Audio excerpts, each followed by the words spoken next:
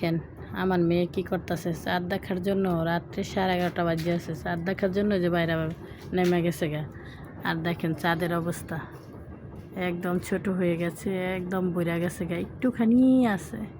সবই আল্লাহ তাআলার ইচ্ছা। আজকে নাকি চন্দ্রগ্রহণ লাগতেছে এই যে। তো এখন সময় বাজতেছে 11:30টার মতো। আমার মেয়ে দেখার জন্য খুবই এক্সাইটেড আর কি দেখার জন্য, দেখতেই পাচ্ছেন।